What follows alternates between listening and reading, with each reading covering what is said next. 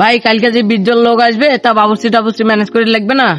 আরে সেইটাই তো চিন্তা করছ রে বসে বসে রে। তবে মোটে একজন ভালো বাবুর্চি আছে।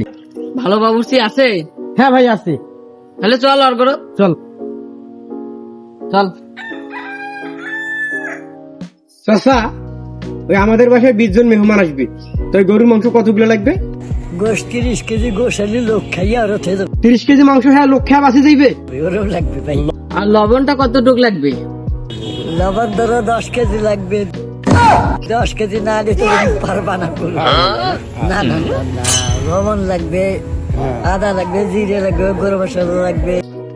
ইয়াও চাচা, ওই গরম মশলা কতগুলো লাগবে?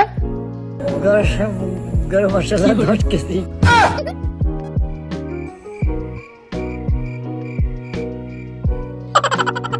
চল এর দ্বারা কোনো কাম হবে না, চল।